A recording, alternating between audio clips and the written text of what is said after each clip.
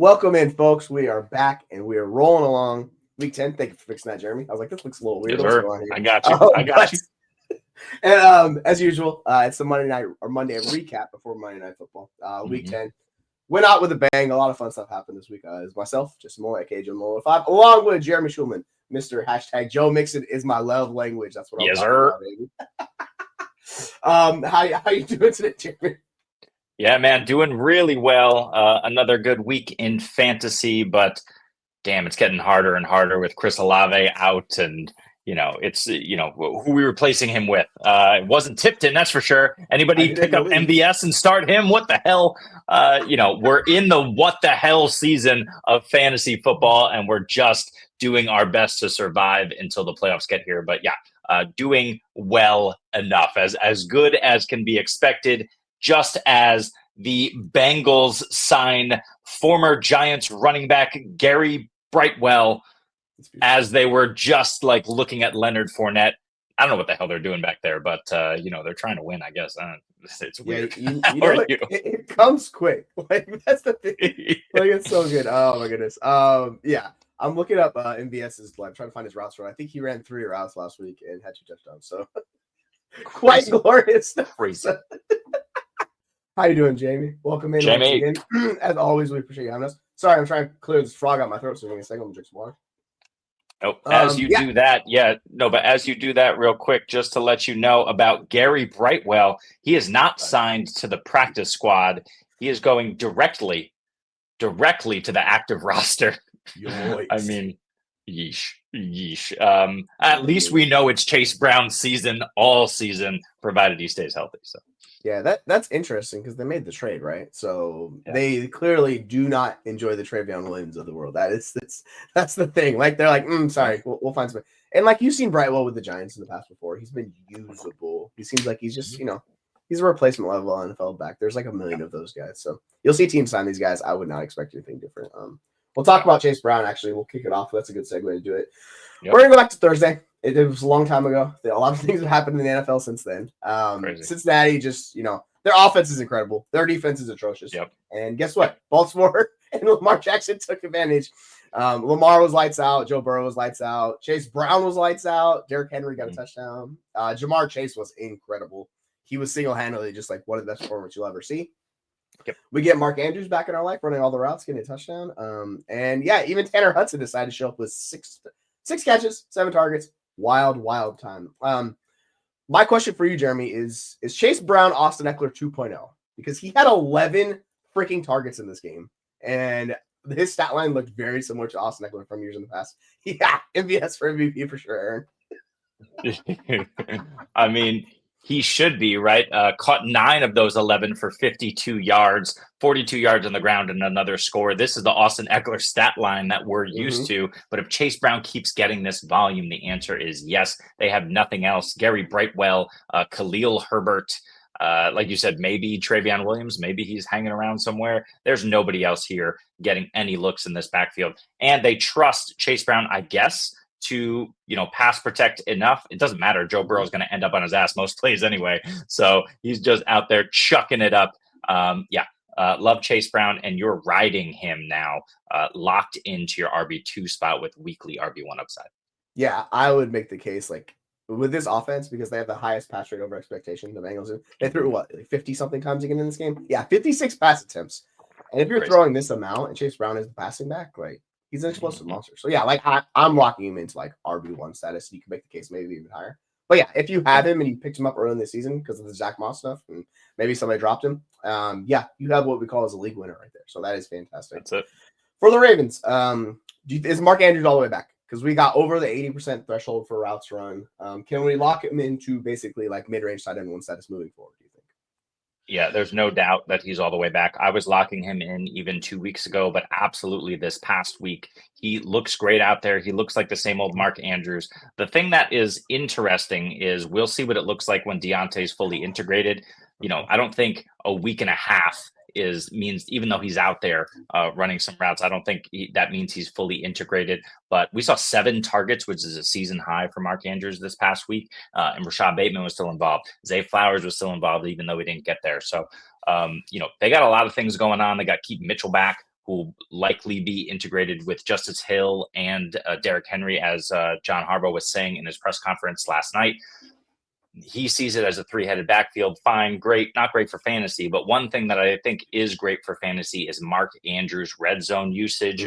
5 touchdowns in the last 5 games. He is all the way back. Yeah, those touchdowns were what were like carrying him through. Like he was basically pushing tight end 1 the last month of the season. And if you're giving him the routes and like the usage, like it's not peak 2021 Mark Andrews, but it's like really close. And if we're getting anywhere near that, like that's awesome. But, and yeah, like I think what we're realizing is the elite tight ends, they are holding strong. Like we have Kittle, McBride was awesome in this game. We have a couple other guys. Laporta was even back this week. We'll see if that sticks or not. But yeah, it's nice to have tight ends in our life we can trust. To Aaron's point, he was on Kittle, tight end 1 all off season long. So it's hard to hate on the Kittle tight end 1 rest of season. We'll see what happens with CMC once he's fully integrated, but Kittle looks awesome. Yeah, I mean, he was tight end 6 off the board this year. So he was kind of like people were fading him because of all the talent in that offense. So what happened is McCaffrey was out most of the year. They lose Brandon Ayuk, and then that's like ideal for Kittle. Kittle's just going to do what he does, and he's like I've been saying. I think he's been the best tight end in the past decade. It's just Kelsey gets a lot more targets and all that fun stuff. Let's jump into our next game. I think it's actually a pretty good one. Carolina and the Giants, and really what it comes down to is I think is a couple things. Is Bryce Young is showing life again. He looks competent. He looks like an NFL quality quarterback. Danny Jones, Danny Jones. By the way, the Giants have the top pick in the NFL draft. So yeah, they're going to get a quarterback next year. So that's exciting. For the Giants, Malik Neighbors has been very like up or down. He did have 10 targets in this game. It's not fully clicking like it was earlier, but the usage is there. You get 8, 13, 11, and 10 targets the last 4 games. Not super worried about him. He just has a low 8 out in this offense. I think that's part of Daniel Jones.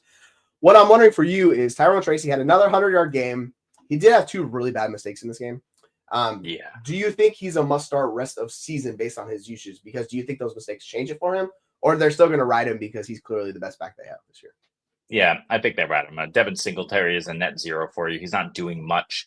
Tyrone Tracy, when he touches the ball, good things happen, and he's super explosive. I think also you want a rookie in a lost season to try and work on holding on to the football, which was his issue last week, right? I will say it was the interception. I don't put that on Tyrone Tracy. That was on his back shoulder as he's running the other direction, turning around. That's a tough catch for most running backs. So I'm not really going to put that on him. Yeah, the fumble, absolutely his fault. They should have won that game.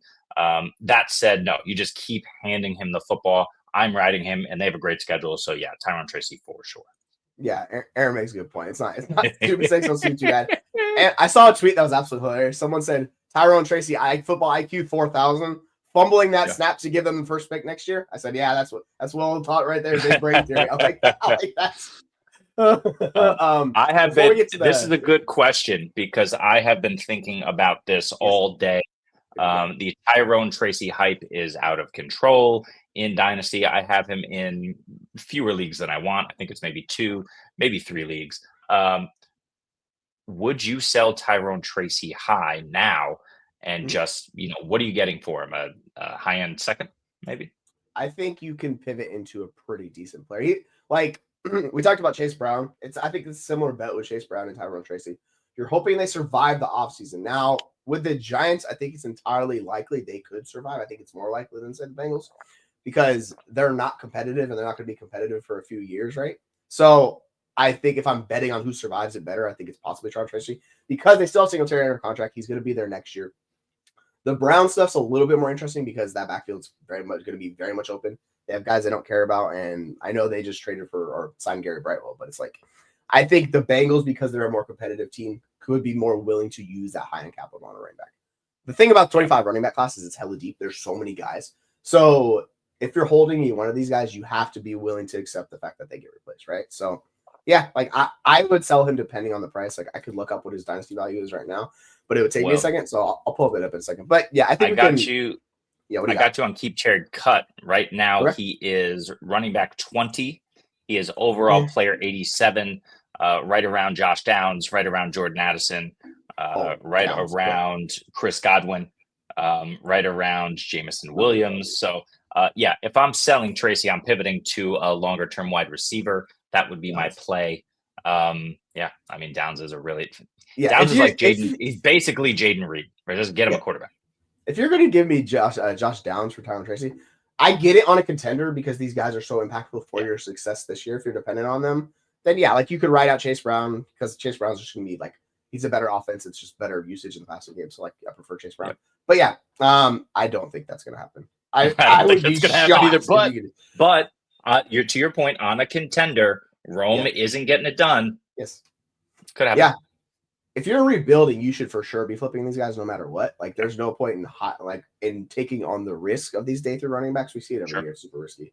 I lost my place completely over here. All right. 1 second. So for the Carolina Panthers, I think it's a good and interesting question because Mr. Chuba Hubbard has been incredible this year. Do you think he starts next year as a starting running back because he's been so good and we've seen nothing from Jonathan Brooks? And I don't know what's going on there because he was inactive like an hour before the game. He was supposed to play. He did not play. So do you think he starts next year as a starting running back? Because he got the long-term deal. He looked incredible in this game too. He was a monster. What are your thought processes with his backfield for 2025? I think the coach loves him. So they're really we're going to need to see Jonathan Brooks be undeniable to get into the game, to get a 50-50 split here. That's possible next season. We'll see what happens in the offseason, but Chuba is good, right? And he's a lot better than some of these other split backfields. Chuba is more than Raheem Mostert is to Devon Achane. He's more than he's probably a David Montgomery level to Jahmyr Gibbs level of Jonathan Brooks. If Jonathan Brooks is at that level, we'll have to wait and see after the ACL. And we know it's probably going to be a full offseason before Brooks gets back to 100%, just based on what he's dealing with in terms of injury and recovery and what we've seen with running backs. So, yeah, I think it's Chuba for the rest of the season. Brooks will mix in. If Brooks creates a 50-50 split this season, I think it's more likely that Brooks could take over the role, but Dave Canales loves Chuba. Chuba's always going to have a role there. They just signed him to a big, long contract. So, it hurts your Brooks bags, but, go get Chuba. If you look at how the Panthers feature running backs, like both of these guys can be successful for you. It's really hard to have a line situation because that offense of the Lions is such a, I know last night was a disaster for that offense. They still won the game, but it's really hard to get 2 valuable running backs. So maybe Carolina does it with their usage. I think you could, but I think there's also risk with Brooks at his current cost in a bad team if he's not getting all of the work. So like what I did with Chase Brown in a league that I tore it down. I sold him for a 25 first. I didn't really care. I just threw it out to the league. Somebody accepted it. I was like, cool, because these guys aren't doing anything. So I would look for that range of player like you're talking about, like Josh Downs, guys that are in like the early second, late first range players that you like if you can't get the pick, or you package him with another like win now piece. Like we talk about Darnell Mooney being like a really cheap buy, someone like that, or someone on like anybody's cheap, like Noah Brown on the Washington Commanders. Like there's guys in that range. Obviously Mooney's better, but you can put them together to get that first if you want to go about that route. Because I wouldn't want to sell them low. I would try to package them high. Or like we talk about, go for injured players. Chris Godwin, not so much, but the other guys, yeah, I would because I'm worried about Godwin. The other guys, I'm with you. Yeah. Before you go, yeah, let's hit some questions here before we move on to the next one. This is we got Brad. What are you thinking here? So you got MHJ, but it got vetoed. You got Hunt. I don't mind trading Kareem Hunt or Tyrone Tracy for a better wide receiver for sure. It just depends. I mean, I would probably package one of them and maybe Waddle. Hope Waddle has a good game today. Hope Tyreek's out and Waddle goes off. You package one of them and Waddle, or one of them and DJ Moore, even though his value is less at the moment. For, I don't know, AJ Brown. Maybe that's shooting a little too high. Yeah, I'm assuming if this is redraft, this changes my answer. I'm gonna use I assume it's redraft because Mac Jones and that offense is abysmal. If you saw the deep shot he took to Gabe Davis, Ben Solak broke it down. Like he just threw up a prayer because he was expecting him to do something different than what he did. And you're kind of just seeing the issues with Mac Jones. He had him on a sail route. He could have taken it. He didn't. He's like, you know what, Gabe Davis, let's go. So yeah, I think BTJ is a really good sell in redraft right now because people probably have not realized the transition. If T-Law's out the rest of the year, which we expect, right? I think he's the guy you pair with Hunt because Pacheco's coming back at some point. We know Tracy's going to be the starter. We know JT's the starter this year. In Dynasty, I don't want to trade BTJ, but redraft, I want to get him off the roster because DJ Moore is already like people are just like, I don't want the Bears offense, so it's a lot harder. I think I would do that. Sorry. No, you're good. I mean, that was a crazy game. That was such a good game. We'll talk about it in a bit. I'm playing Tyreek if he plays tonight. I think you probably don't have any other options. Like, who are you going to plug in instead? DeMarcus Robinson? Like, no, I'll play Tyreek if he plays. The problem is, he could be limited. It could be just a different situation. The Rams have been better on defense than in the past. They have a pass rush now. So, it could be difficult for Tua. Tua isn't necessarily stare down the pass rush and deliver dimes all over the field kind of guy. But you just need one from Tyreek. So I don't care about the risk. If he's playing, I'm playing. I'm 100% with you. Like you have to fire him up, right? Like if the injury, this was the whole thing we were talking about with Nico and Tyreek and why we were worried about even playing them in the first place. But like, if you don't have a better option, like you're at this point, what are you going to do? You're going to go get Odell Beckham? I mean, you could, if he's available, pick him up. Like that's what you could do worse than that, right? So if you're doing that, but yeah, I would play him for sure. Yep. Tua over Stafford. I would go Stafford over Tua regardless. Even if Hill plays, we just don't know what the situation is. Your opponent has Kupp, so I do like that as a play as well. Because you're going to have Puka, you're going to have DeMarcus. I understand that that kind of caps your upside. But if you're roughly tied, I'm trying to see. Yeah, you're basically tied. I'm going Stafford. Usually you will have the quarterback points outweigh the receiver points unless Kupp goes nuclear, which we know is possible. But it's hard, especially with Puka a little banged up. I think it's an interesting one. Like we talked about this. We had Stafford above him before this. So the thing that the Rams defense is better right now. Like the Rams defense is playing really well. So Tua with a limited Tyreek, like that just sounds like a disaster. It's the Devon Achane show in Miami anyway. So like Devon Achane, the rest of the guys kind of like, we'll see how it goes. All right, for the Browns, who do you think they're going for in the draft? Because they desperately need a quarterback. They need a lot of things because they kind of tore their team down. So, do we think they're top 6? They're pushing towards it. Like they're pushing towards it. Like you're talking Shedeur Sanders. Man, I know people like Jackson Dart. There's a couple other guys in that range. We'll see. We still have a long way to go. So it's really hard to say with this quarterback class. It's not that great. I need the Pats to stop winning so we can get a top 6 and you can trade out. Drake May, trade out of there. He's too good. He's too good. Yeah, love it. But yeah, I would say top 3. You're getting a top 3 guy in Cleveland, I would imagine. That defense needs to just play a little bit worse, and you'll have it locked in, guaranteed. Who that top 3 guy? I don't know. Is Sanders going to be a top 3 guy? It's possible. We'll see what happens. But Sanders going there, don't hate it.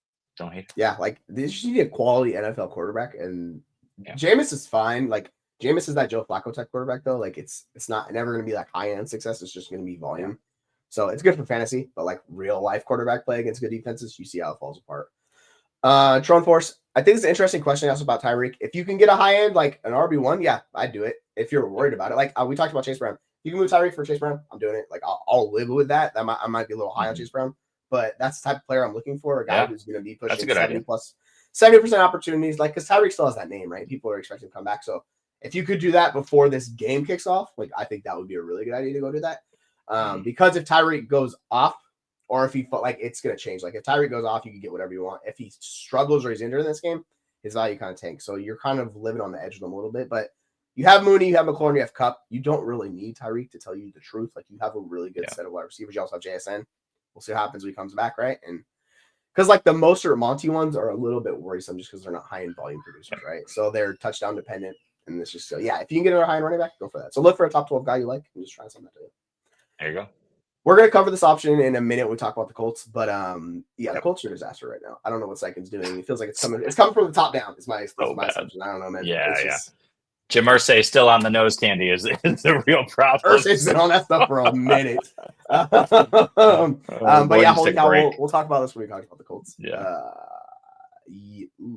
I think I want the packet. Oh, you got both? No, but here's the thing is, his James Cook. Yeah, take it. Yeah, I'll do that. You need Kyle Pitts because Mike Gesicki is just not it. We saw what happened to Tanner Hudson. We know that Eric Hall is out for the season, but T. Higgins still hasn't played yet. He's going to come back, change this offense, and Gesicki's going to be super boom bust. And we already saw that happen without T. Higgins. We see this in all these high-end offenses, which we'll talk about a little bit. In Detroit, we see this happen weekly in Philadelphia, we see this happen weekly. The same is true in Atlanta, but it's certainly true in Cincy with T. Higgins back. Mike Gesicki is just going to be too boom bust to trust, I think. Yeah, I think the follow-up question talking about who do we prefer, it's a similar bet between these two guys, like James Cook and Josh Jacobs. If they don't get the touchdowns, like it kills both of these guys. Because as much as we like Josh Jacobs, he's in that Aaron Jones role, which like the Packers just don't want to use their running backs sometimes. So he's getting a decent amount of like back-end RB1 like usage and those things, but it's not there. It's similar to James Cook. I just think the Bills' offense is better because Josh Allen's doing it. You don't have the up and down aspect that you have from Jordan Love, who is very much the Brett Favre reincarnated type where he's a gunslinger. He's willing to more risk it. Like we've seen 2 weeks ago, freaking Josh Allen only ran it 2 times. Like that was I've never seen him do that. Like you usually see him. He had 8 rushing attempts this last week, but completely changes. So I think I don't really have much of a difference between the two guys. I like this is where if you get a package deal of a player like Kyle Pitts, like you just take the other guy with Kyle Pitts. I think that's a fair way to look at it. Agree. What do you think on this one? Yeah. It's totally different now, right? We're talking redraft here, so you need to pivot. You need to, I think, personally, the way I play is I do not blow all of my fab at the beginning of the season or my priority. I save it. I save it for now because there's guys who come out like an MVS, although not MVS, right? Because I'm not going all in on MVS, but there's guys who come out of nowhere who are reasonable. And usually I tend to go a little heavier on wide receiver or get some wide receiver studs. And then I'm always picking up running backs. So like a Jalen Wright, who's I think a good option if he's still available on your waivers and you can do waivers, go get him right now before game time. Like a Blake Corum, we saw it this week, right? Like a Cam Akers, right? Yep. Aaron Jones, who knows if he came back in the game, but maybe he'll be out. We don't know what the status is, but Cam Akers came right in and had something like 13 carries. So you want to make sure that you get these high-end handcuffs. You're stashing them on your roster for this case. It's not that I wasn't doing that earlier, but now is really the time because those guys are being jettisoned off teams that need wins. And now what I'm doing is I'm just picking those up. Now, if I'm losing and I desperately need wins, then of course you're jettisoning all those guys off your roster and you're probably picking up an MVS, maybe not blowing your whole load, but you just in case he's the guy for the next couple of weeks and can carry you through. A la Demarcus Robinson and what he's been doing the last few weeks. These guys pop out of nowhere. Who's the guy on the Browns? Tillman, right? Yep. Tillman was a guy a couple of weeks ago. You could have grabbed him. So, yeah, you're grabbing upside shots, I think, if you need the win and you're trying to kind of shoot the moon. If you are sitting back and sitting pretty, you're stashing all those handcuffs and you're dropping guys like Ray McLeod, who will never see your lineup but is producing a decent amount of fantasy points. And, you're stashing these guys who aren't playing yet. Yeah, 100%. Like there's only every year there's only a handful of guys that truly matter off the waivers. Like I think Tillman's one of those guys this year. I think Juwan Jennings is another guy actually that's turning into the case because he's been really, really good. We'll talk about him a little bit. Running backs, somebody picked up Kareem Hunt this year. Like that's another guy. Like outside of that, and I mean you can say the Jordan Mason stuff from early in the season on top of that too. There's probably like 5 or 6 guys, and maybe I'd say about 10 guys a year that truly matter in waivers. So if you can hit right on it, we talked about Puka last year, like. If people bought into Puka right before the season, you bought the hype, like you had a freaking massive difference maker. It's just, for the most part, these guys come in like a couple week spans or months, or they fill in for injured guys. It's really hard to get a guy that lasts the entire season. So, yeah, I don't mind it if you trust the process and you believe that guy's going to be there. It's just really hard to predict that. So you're just taking shots on these guys, right? Because it's a little interesting. We'll cover that because I haven't even looked at the schedule to tell you the truth. So I don't want to give you a one yet. We'll cover that on the ranking show when we talk about that later on in the week. So we'll get back to that later, Victor. So and we'll talk about the waiver show on defense to pick up too. So don't worry about it. Yeah. Probably. That's fair. That's such a life. All right. One more. We'll do this last question, then we'll get to the teams because this show's gonna drag on forever if we don't. Far too long. But we appreciate the questions. We do very much appreciate it. Like it makes it far more entertaining from our aspect when we get feedback from you guys. So I like these shows a lot more personally. Yeah. But like this is the point where the Chiefs are at, where the Patriots started to fall off a little bit. Like they're reaching that point. Basically, if they get a title here, this will be the third one. The Patriots didn't get that for a little while, but that in between era when like Peyton Manning took over for a minute. This is like the Chiefs are reaching that point of the Patriots early season. I said you remember better than me because you're a Pats fan, right? So it's still a long way to go. Like a long way to go. Like Brady basically had half the Super Bowl appearances for 20 years almost. Like that's what I'm talking about. Fantasy. Like it's absurd what he was doing. The longevity. Yeah, so let's give it a little bit of time before we get there. But yeah, like, but what is Mahomes, like 29 years old? Not even. I know he's definitely I don't even know not if he's 29. Like, Yeah, he's a crazy. freaking stud, man. Like, he's Crazy. the best quarterback I've ever seen. Like, I'll just it is what it is. Like, It's true. at some point, I 29. think he's good. Depending on how many titles he wins, he's gonna go down. But the level he's played at is just different. I will say that. Like, it's just, you know what it is. It's just Tim and Brady. Like, it's just sorry, Manning. Like, I'm taking Mahomes over Manning. I'll say that, which is crazy. Like, I never thought I'd say that. Quick one, real quick here from Brad.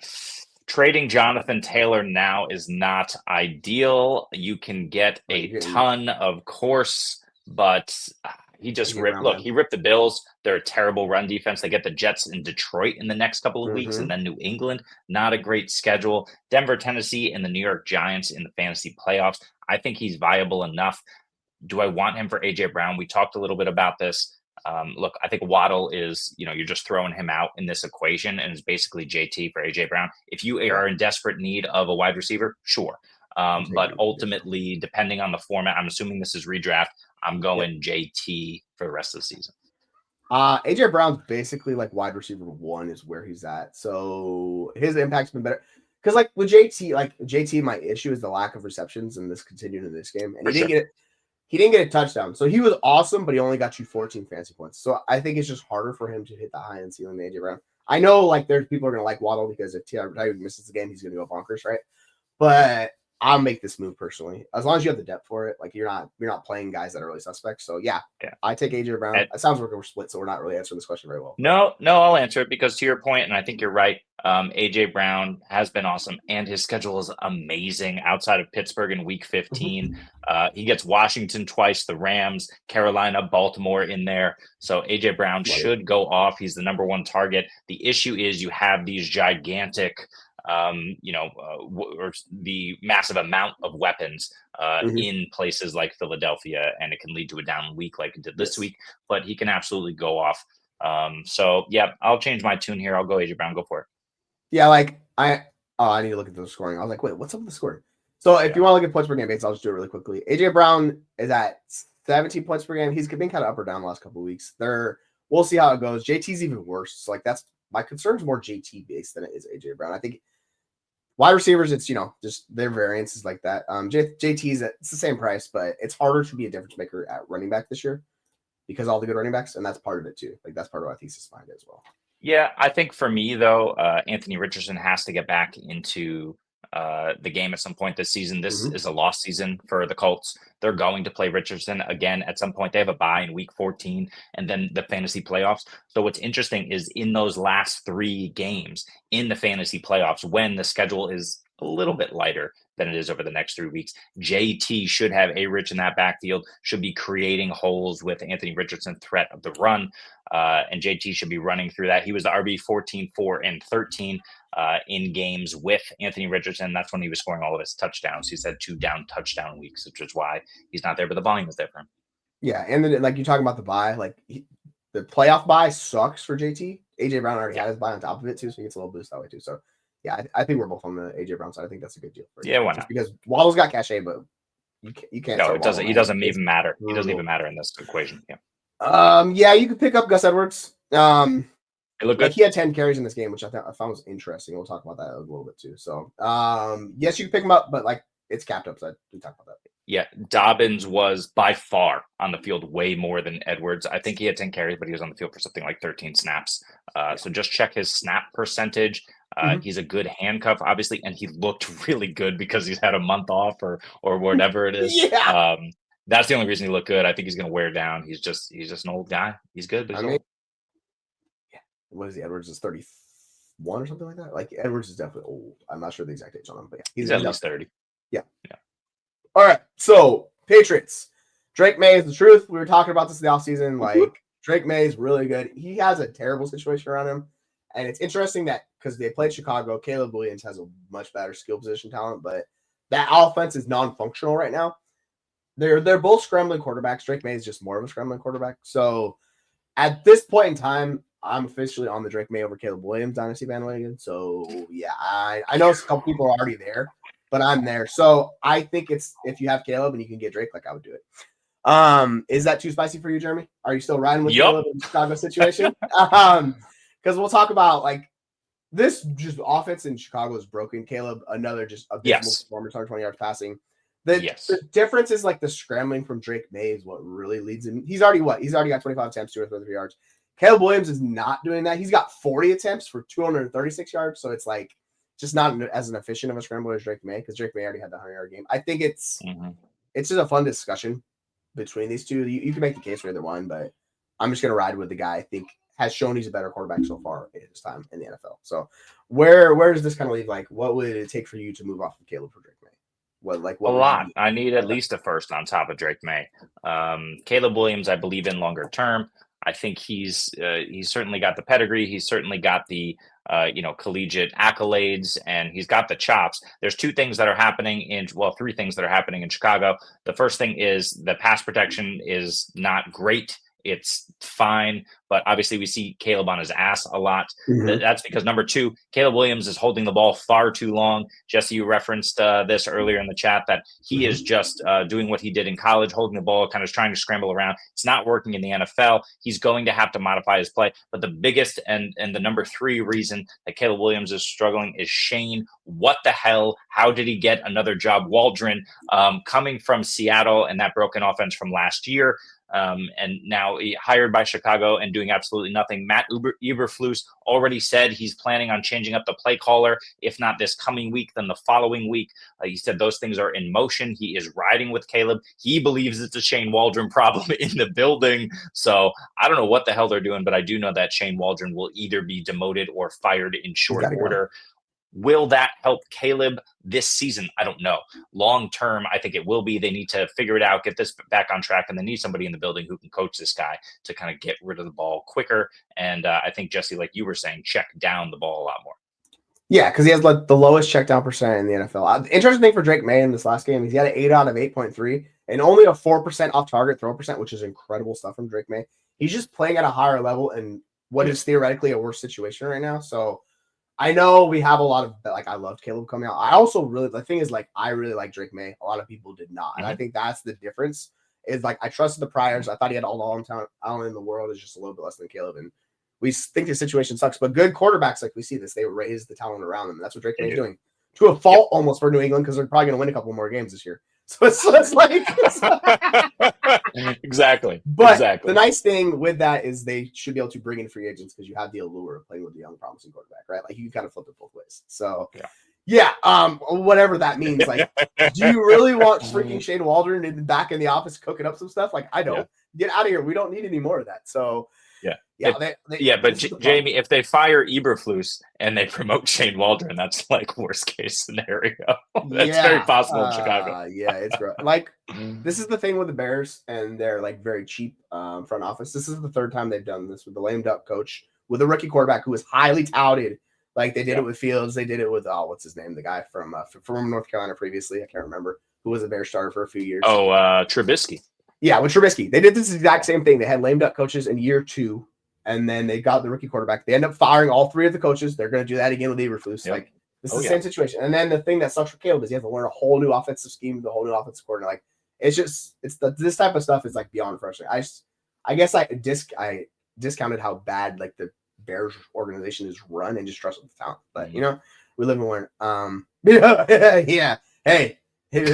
He'll be on the field, so he'll be like, he won't hate Kendra Miller. Moving on. and Brad, like with your running back room, I think it's fine to make that deal with JT because you still have Saquon, you have Tracy, you have Like, you're fine. I think you're fine. So for the Bears, I'm just going to ask you this question: can you start any player on the Bears offense right now? Like, can you trust playing any single one of them? Because no one produced in this game for you. Like, it was rough. Like they had. Like, I'll just go through the list. Swift had 7 points. Keenan Allen, 6 points. DJ Moore, 4 points. Roma Dunze, 3 points. Cole Kmet, 2 points. And Caleb Williams, 6 points. Like, obviously, this game was like a true outlier status. This is like the worst they played all year. But do you have the confidence moving forward with any of these guys to put them in your lineup and start them for the rest of the season right now? Confidence, no. The schedule is going to be brutal coming up. Yes. Minnesota is probably the easiest defense, but it's Green Bay, Minnesota, Detroit, and San Francisco over the next month. But it's DeAndre Swift. He's the one guy I'll roll with as like a back end RB2. The problem is his target share is super inconsistent up and down lately, and that's what we want to see. He's consistently getting about 17 rushes per game over the last month. The problem is they're facing really good run defenses coming up. So if he's not getting the target share, and he's just being relied upon on the ground, I think you hope he falls into the end zone. I'll ride with him where I have to, but yeah, no one else. You can't trust any of these guys. Yeah, it's becoming super inefficient with him. He's down to 4 yards a carry. So it's like what it was earlier in the year. Yep. The offensive line is just abysmal, man. Like that's the biggest thing. They need to fix that offensive line. Yeah, like we talked about this earlier in the week. I was like, they got to stop featuring Keenan Allen. And then what are they doing? They're still featuring Keenan Allen with all these looks. And I'm like, dude, it's killing your offense. Stop doing it. But like we talked about this with Seattle, they probably don't trust the offensive line. So they're scheming up these quick looks to Keenan Allen. But the problem is he can't generate you any yak. So what are you going to do, right? It's rough. I heard someone say today that he's quite firmly in the JSN role from Seattle from last year, and it's showing its ugly head. His yards per target in the last month and a half are roughly six yards per target, maybe 6.5 if we're being generous. It's not good, and he's not scoring. So it's just brutal. All right, let's go to our next game. Buffalo looks like if they're not the class of the AFC, they're right up there. They beat the Colts 30-20. Josh Allen does his thing. He's consistent. James Cook gets in the end zone. That's why he gets another 15 fantasy points. Matt Collins is their leading receiver in this game. That seems kind of like an outlier, even though Shakir led the team in targets. Dalton Kincaid up and down once again. I think interesting with the Colts offense is Alec Pierce found the end zone again. Josh Downs had a ton of targets in this game. He was not efficient. Jonathan Taylor was really good. He just didn't show up on the box score. And holy hell, Joe Flacco sucks right now. Like, it is rough in there. So my question, we'll start with the Colts first.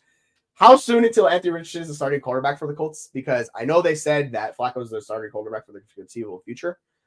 I don't know what Shane Steichen sees in Joe Flacco at this point in time, why he's consistently starting him. So when do you think, if at all, Richardson gets the job back in Indianapolis? Because it doesn't seem like they're making the playoffs right now. No, they're not. I think they're going to wait till they're mathematically eliminated, but that bye is week 14. That's actually too late. So I think he probably sees that. I think they give Joe Flacco one more game. They're going to lose. I have to see who they're playing next week, unless they're playing like Carolina. Oh, the Jets. Oh, well, maybe they win. Maybe. The Jets are horrible.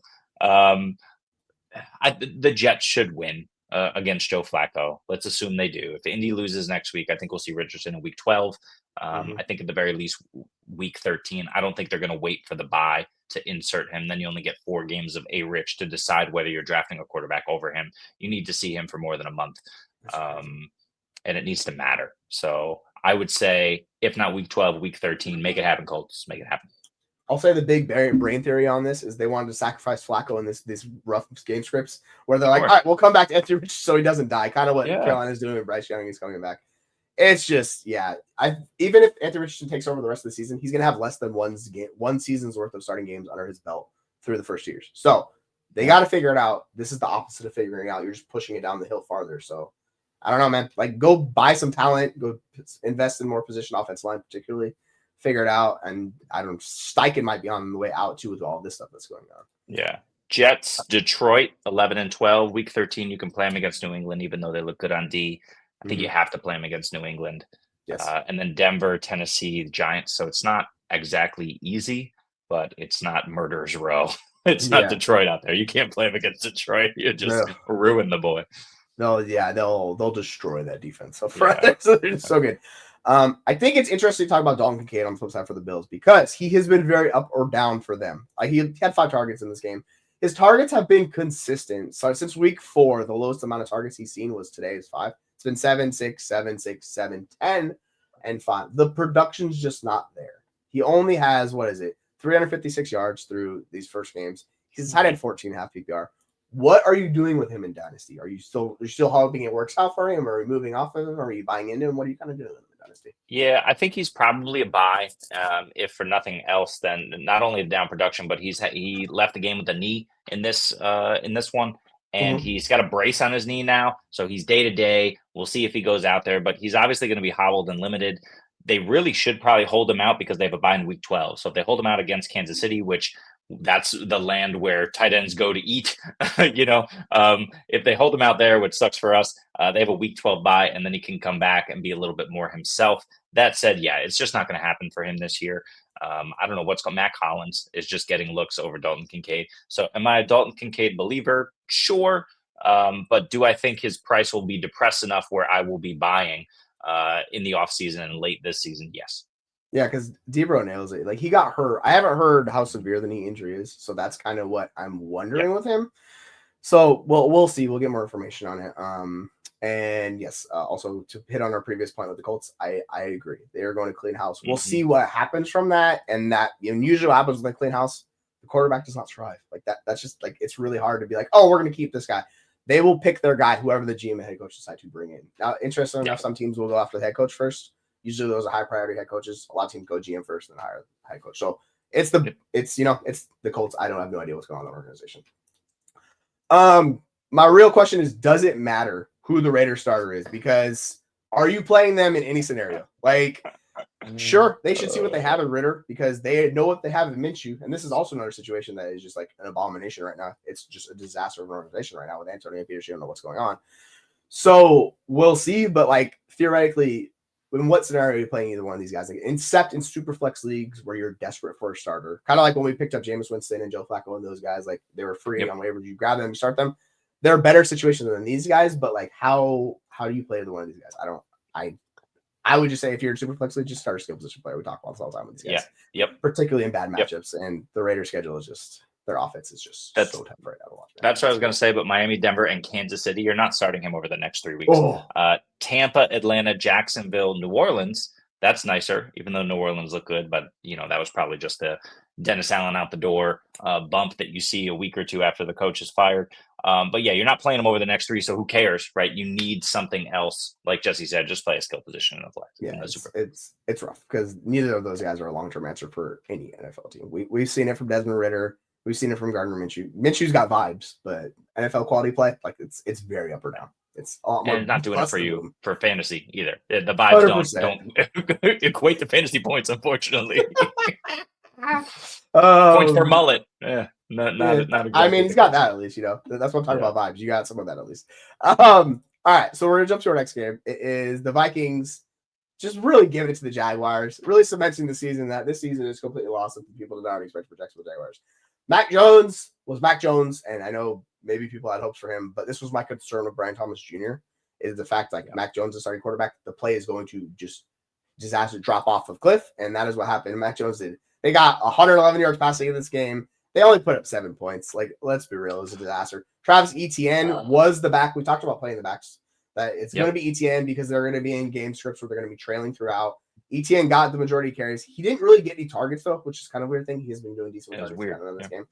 The wide receiver room, they had a combined 3 catches at the wide receiver room, so that should tell you exactly how the wide receivers are. It's going to be very difficult to start Brian Thomas Jr. moving forward with Mac Jones. I get it. The Vikings defense presents a lot of difficult problems in the way that they will play with Leslie Frazier. It can confuse quarterbacks, particularly young quarterbacks, because they don't know how to read it and they mismatch and do all those things. But man, it's not good for them. Like it's going to be rough for a season for Jacksonville. So I think for Jacksonville, it really comes down to Evan Engram, and he feels like the only guy that you could trust. Is there anyone else you're really willing to play in your lineups? Because Evan Ingram's had 6 targets or 6 catch state receptions. Like he was pretty good in this game, and it seems like it kind of is what it is. Even Brenton Strange had as many receptions as the wide receiver room. So it's just like 6 receptions for Evan Engram on 14 completed passes for Mac Jones, right? So that's the kind of volume that we expected. We talked about this on Saturday and Sunday shows. We expected it to be Evan Engram and nobody else. We were warning people, especially you, Jesse, known BTJ truther, warning people against BTJ with Mac Jones. It's just it's just not going to happen. We know who Mac Jones is. And, the only guy you're starting is Evan Engram, and you're praying that he gets in the end zone. He did not in this game, so it just looked average. It's going to be that more often than not.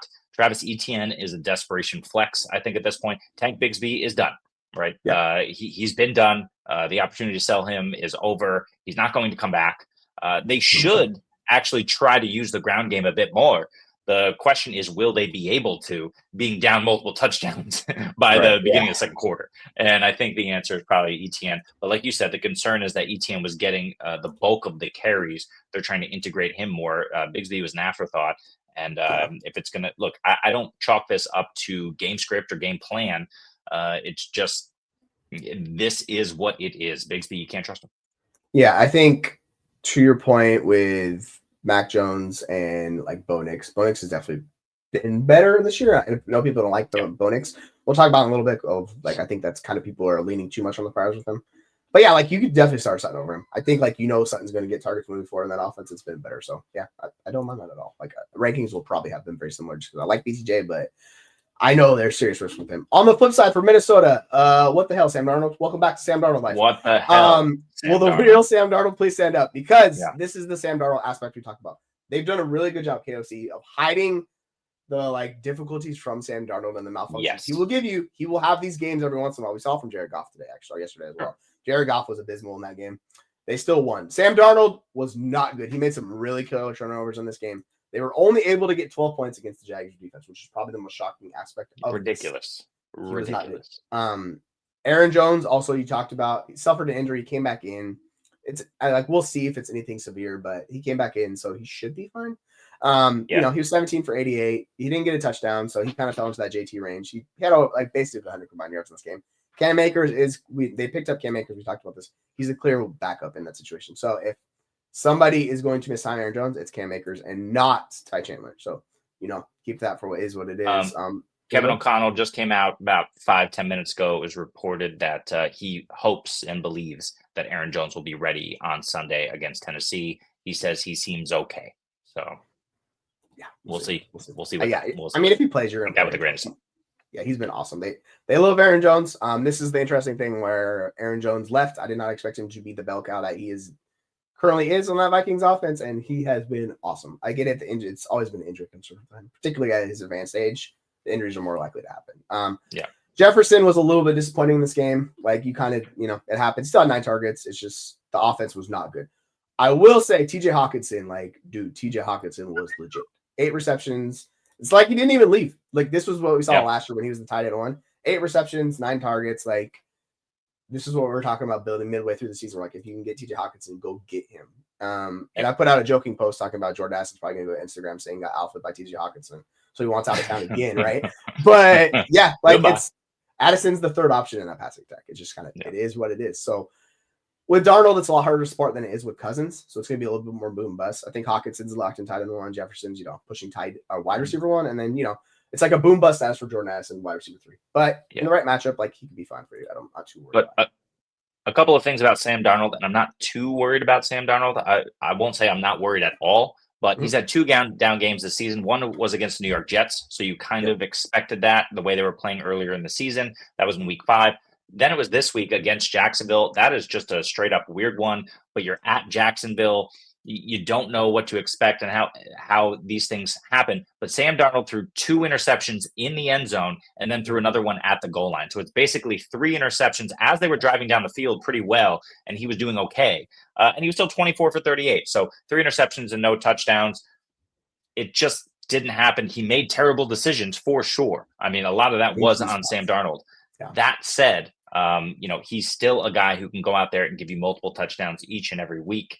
He doesn't have the best schedule. Chicago twice, Arizona, who look good, Tennessee. Yeah. So it's not awful, but it's not great.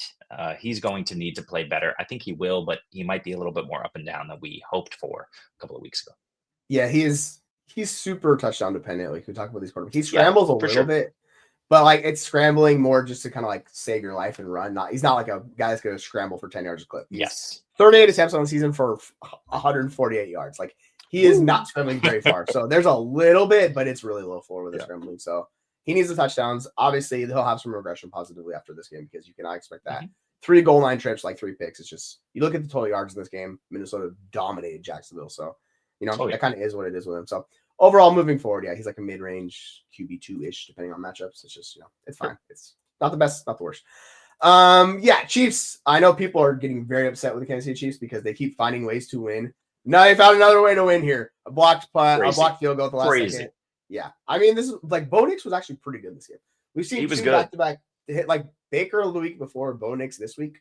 Both of these guys have done enough to like give the defense fits. Baker was better that game. Like they were pretty much unstoppable. This game was Bo Nix just kind of like marching his way down the field, being consistent. He didn't run very much, which was maybe a little bit the most surprising part. He had 3 carries for -5 yards. But overall, he was pretty good. And they had a chance to win the game. They did not win the game. So I think the more interesting aspect of that is Javonte Williams. It's Joever, man. Like he had 1 rushing attempt in this game. He just Audric Estime had 14 carries. We talked about the potential a few weeks ago of Audric Estime maybe taking the job from Javonte Williams.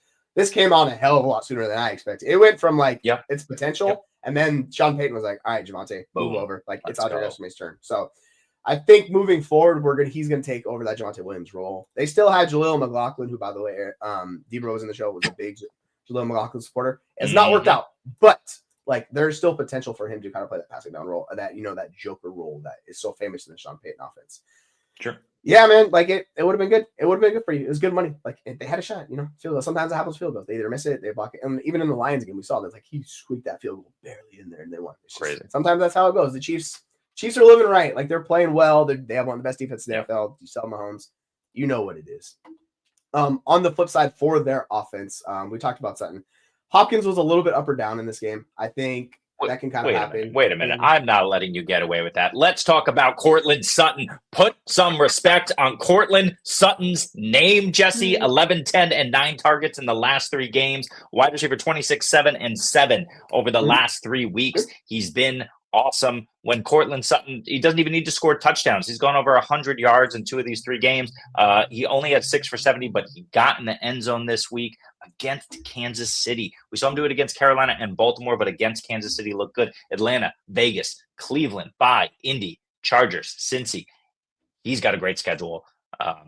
Go get Courtland Sutton. Go get him. You guys, you know how many targets he has on there? Like he has a lot of targets on there. Shit ton.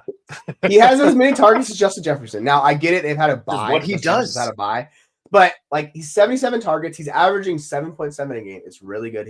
We talked about maybe his skill set not meshing with Bo Nix a little bit, just because Bo Nix is more of the dink and dunker. Courtland Sutton's the downfield specialist, right? But he's been really good. I think he's a really cheap buy. It's probably getting harder to buy him now, particularly in Dynasty, because people are seeing this. So if you wanted to buy him, it should have been after the freaking abysmal 0 target performance against New Orleans.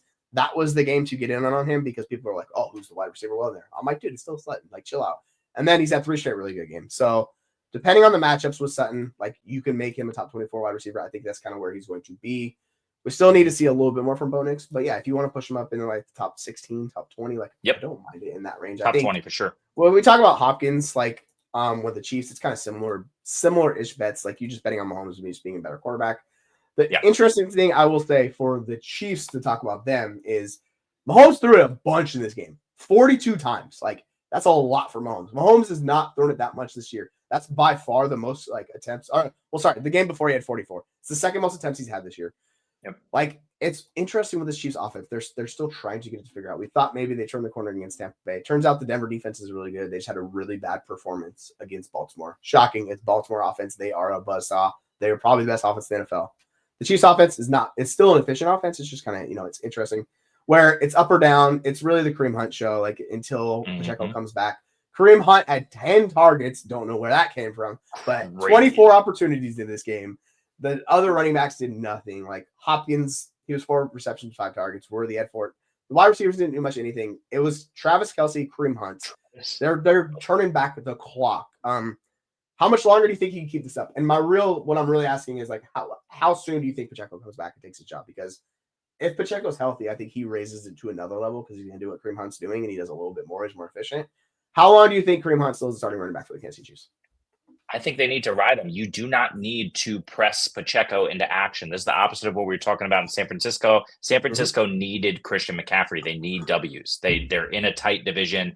The Cardinals are going off. What the hell? So San Francisco needs to keep pace. Christian McCaffrey, get on the field. This is not the case for the now 9-0 Kansas City Chiefs. They don't need Isaiah Pacheco right now. They need him for the playoffs, but they don't need him right now. Buffalo, Carolina, Las Vegas in the next 3 games. You do not need Isaiah Pacheco to win those games. Kareem Hunt can do just fine.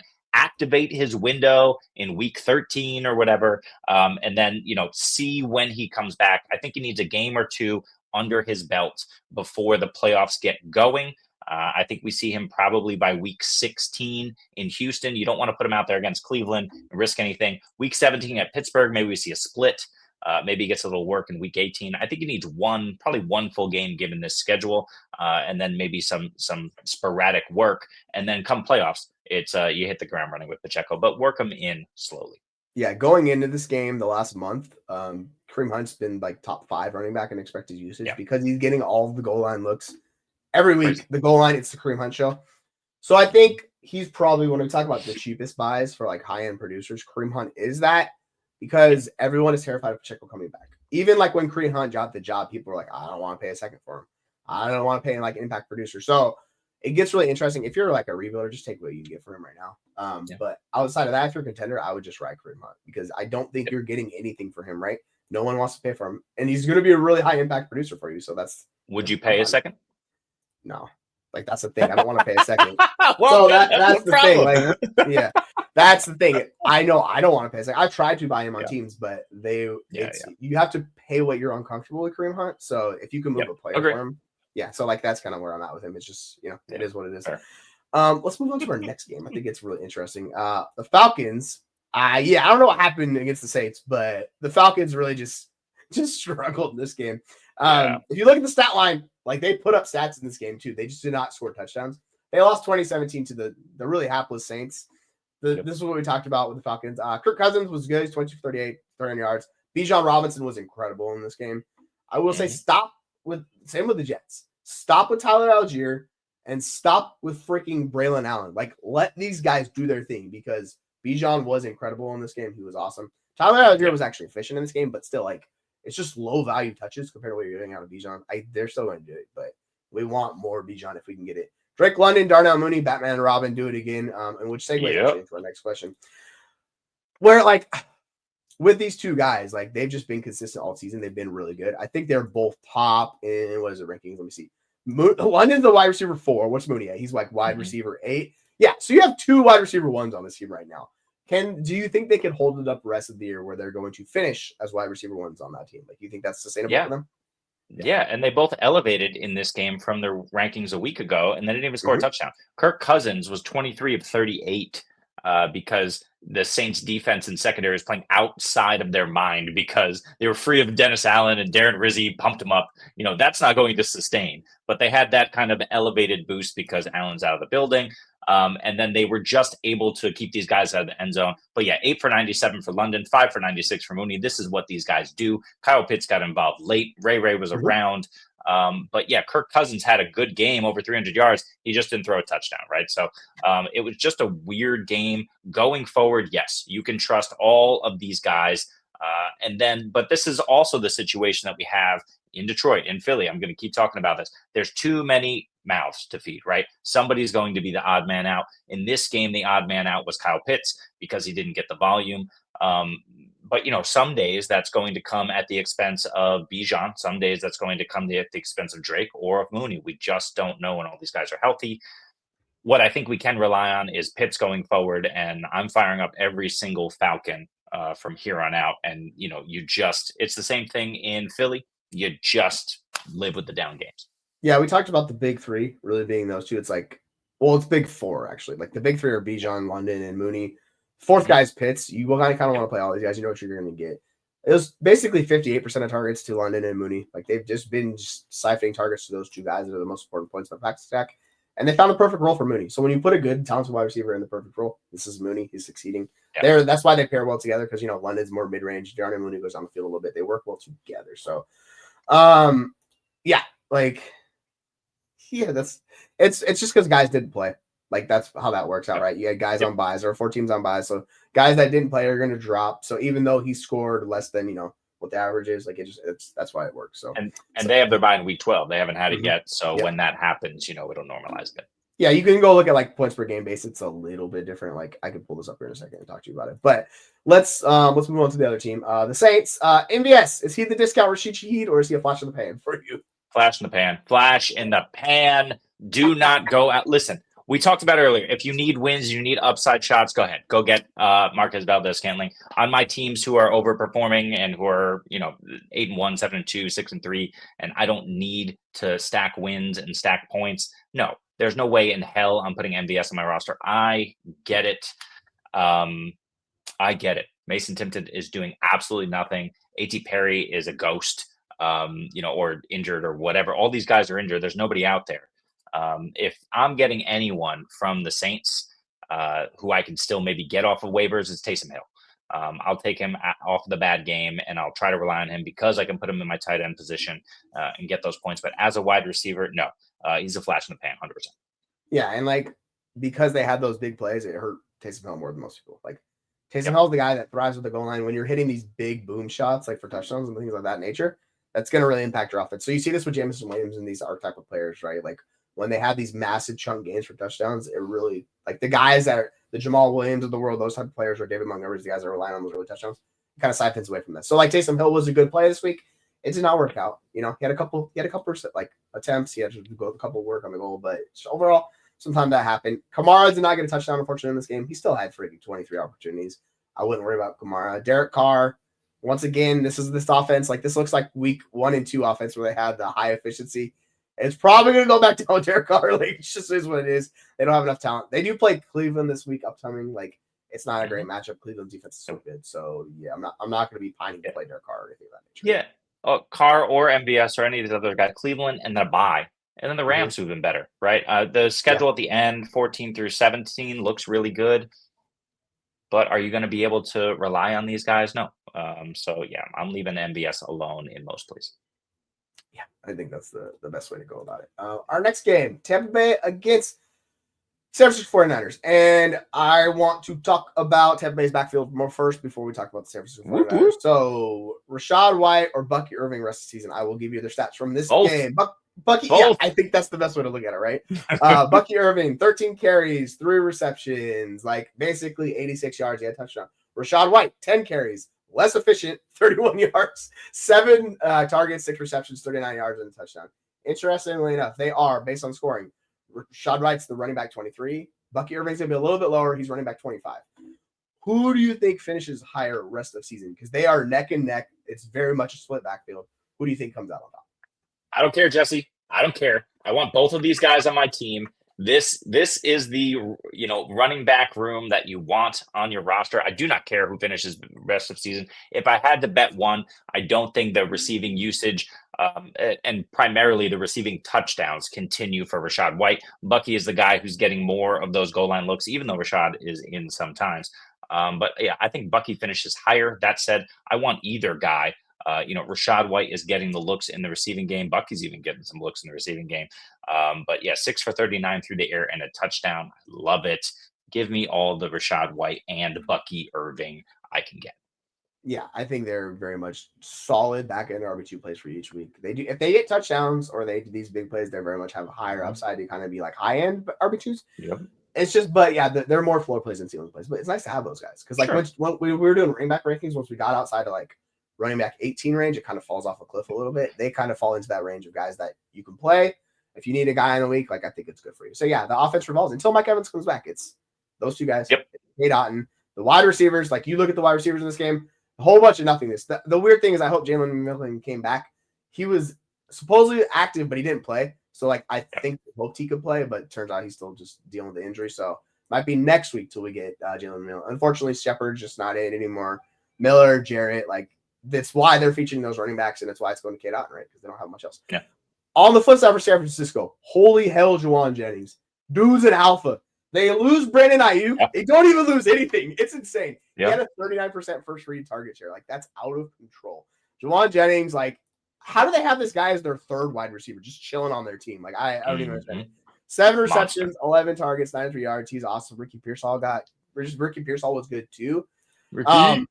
Yeah, I like Ricky, but they clearly like Juwan Jennings. Do you think he's locked in top 24 wide receiver rest of the season? Top 24 is tough. Locked in, no. Can he get there weekly? Sure. I think he's a weekly mid-range wide receiver too, in terms of his upside. He's right on that border, though. I'm not going to argue with you if you say he's locked in the top 24. If you gave me top 30, I'd say yes.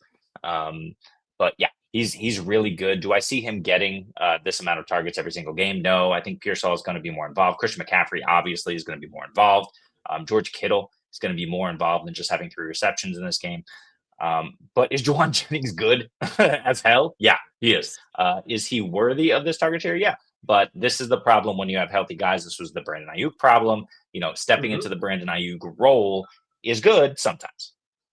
Yeah, he basically stepped into the X role. They asked Kyle Shanahan, "Are you can continue to play?" He's like, "Yeah, he did a really good job. He's gonna play it all." You look at his routes run, and if you look at next gen stats, he was all over the place. They moved him all over the field. They had him doing some inside, some outside, some breakers. Like really good usage from Shanahan. Shocking. I know Shanahan's a genius, so no surprise that works really well. So I think he's a minimum of top 24 wide receiver. I think you can make the case he goes a lot higher depending on how this offense goes. But yeah, it's hard to get really high because they have CMC, they have Kittle, they still have Debo, and those things of that nature. So it's going to be, and this is why we liked it because they play a lot of zone, and his yard per route run against zone is out of control. So that's why I really liked it this week. It worked but I'll tell you what, next week at home against Seattle, I will fire Juwan Jennings up. With no reservations. Yeah. In the game against Seattle earlier this year, he only had 3 receptions from 5. I mean, he only played 52% of snaps. And this game, his snaps were 91% of snaps. He was wrong. He was on the field all the time. He didn't come on the field. So it's going to be massively different. I think he's a guy you for sure should put in your lineups. I already know I'm going to have him insanely high in rankings. It just is what it is. Based on what I saw, I was like, yeah, I'm a Seahawks. Woohoo, looking real good. Oh, boy. And yeah, talking yeah, good. Breaking news. Chris Olave not out for the season. He is on IR. He's out for the next 4 weeks. They are saying they are not ruling him out for the season at this time. Okay. Well, all right, Saints.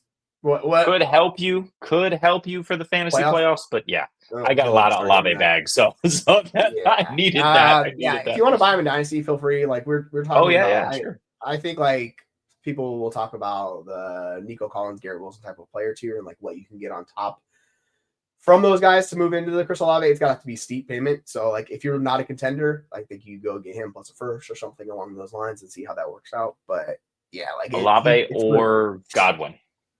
Oh, for Olave, easy. I am so terrified of Godwin long term.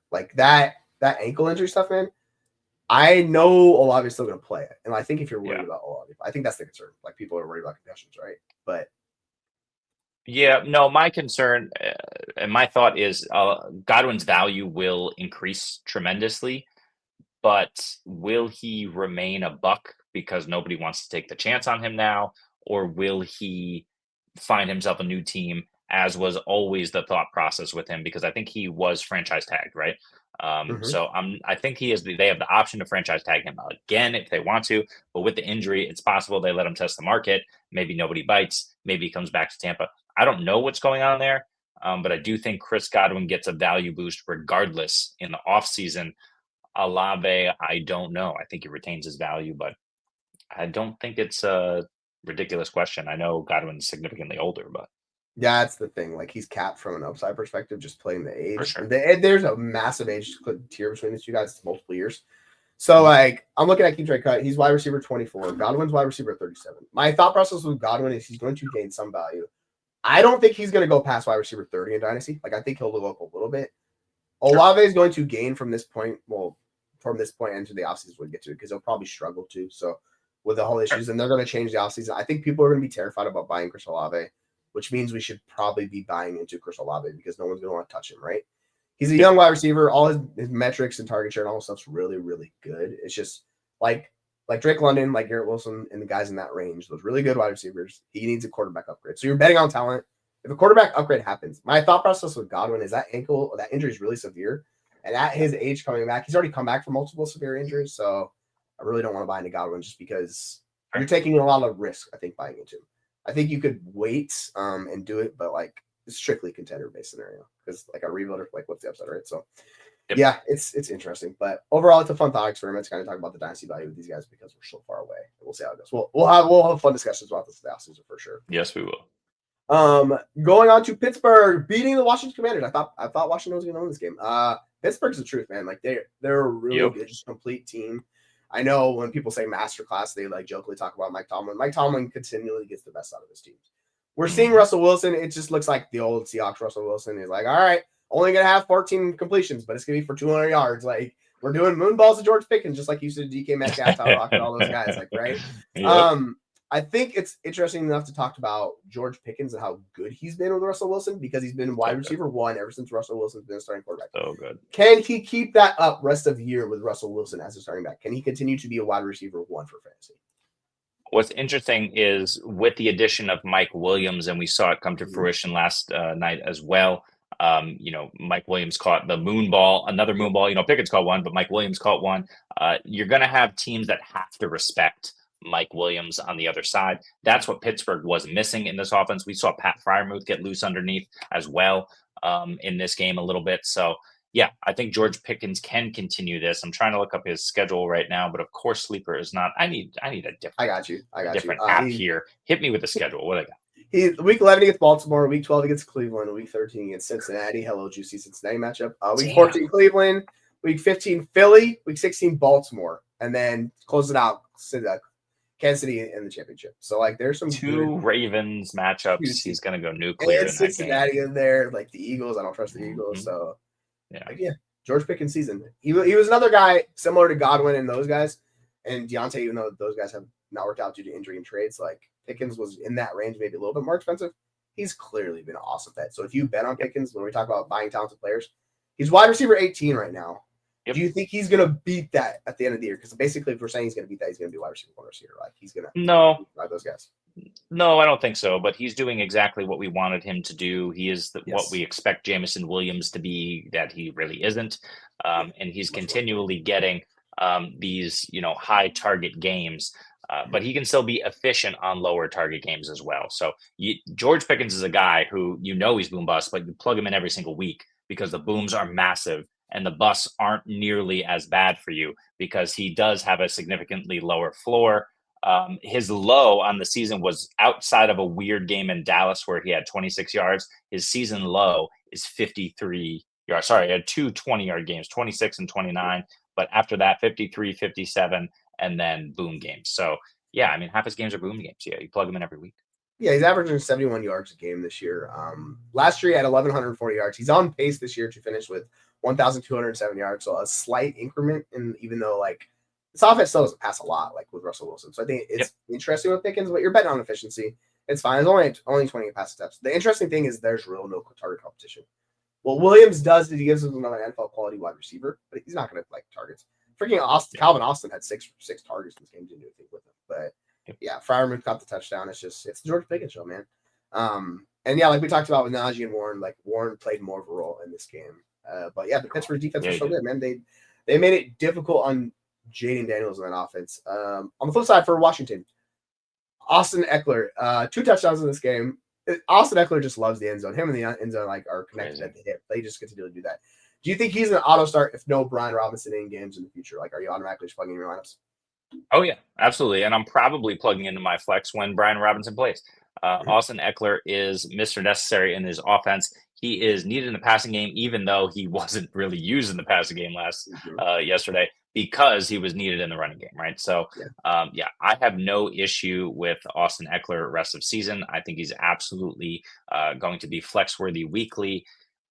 I am considering going out and buying him, whether it's, because the Brian Robinson, may take his time getting back because Austin Ekeler is going to have that flex appeal. Can you get him for a third right now? Maybe. Yeah, I think you probably can. Particularly on like teams that are like have older pieces and are not contending. Like it's like, what's the point of holding on us or X Ekeler for them, right? Because he's locked in for another. Is it a 1-year deal he's on? I think he's on a 1-year deal, right? I think he is. I'm not sure. Let me check. I'm not 100% sure, but I think he is. But it's clear like teams don't want to give him a ton of use, which is fine. He's been a lot more efficient this year in a better offense. So in his role, he can kind of play. So he's 2-year deal. Okay, 2 years.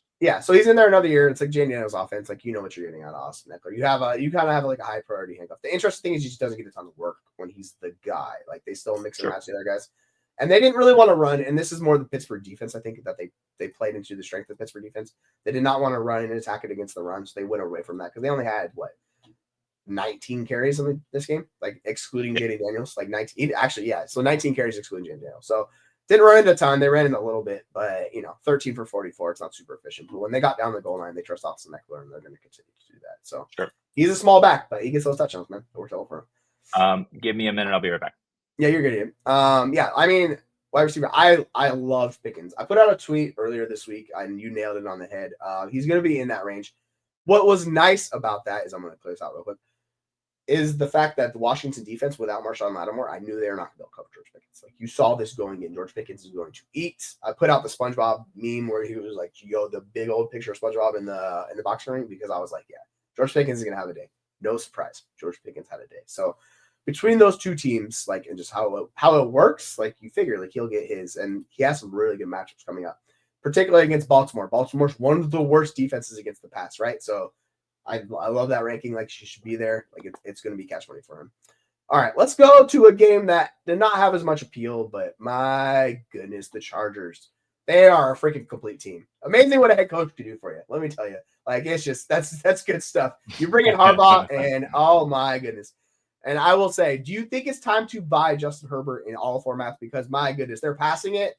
This game, the one interesting aspect is they only threw it 18 times. Herbert still put up 20 fantasy points in this game, basically, because he had 9 carries. He looks like they're running a little bit more, and Justin Herbert looks like he's been the efficiency king all year for them. So are you back into buying Justin Herbert? Because I know in like one of our Dynasty Lounge, people are like, I wouldn't sell Mahomes for Herbert unless I got an early first. And I'm like, give me any first. I'll take that. And I was like, yeah. So give me Herbert. The name cachet with Mahomes is still there.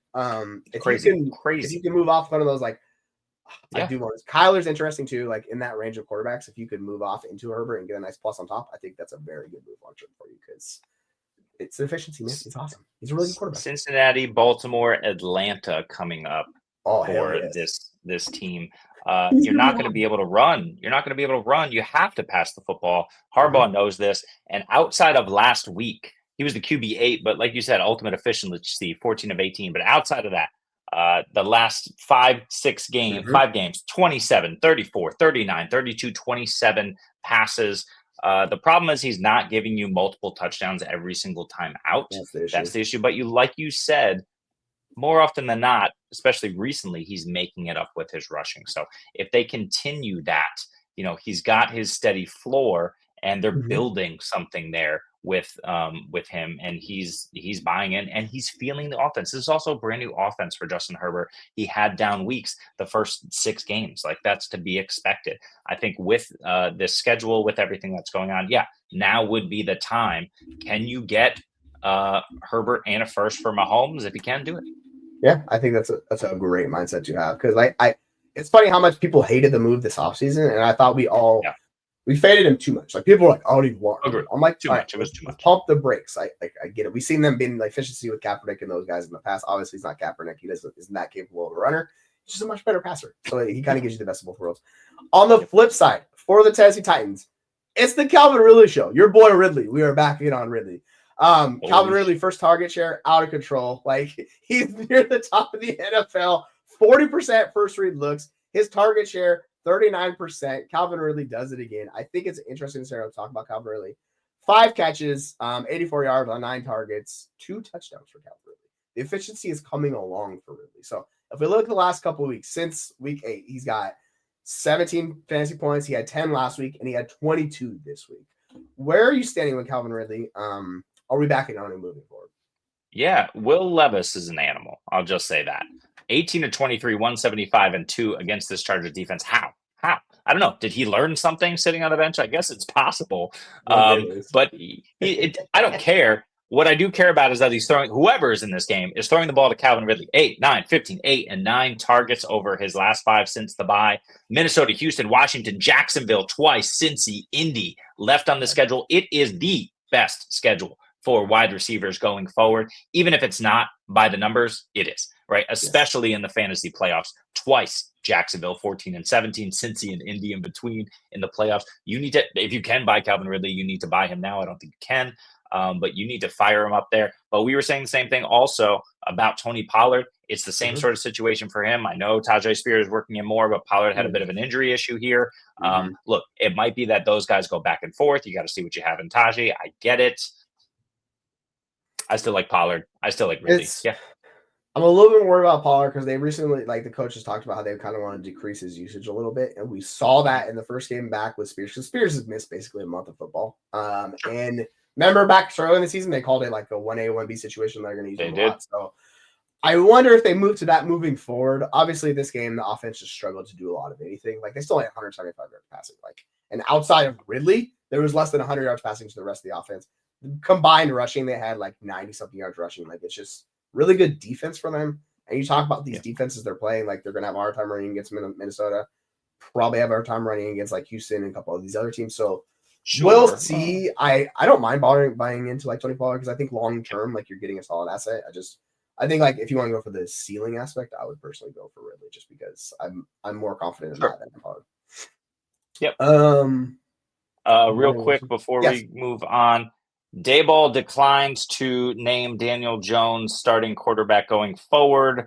They'll spend the next few days evaluating. He should Drew Lock, baby.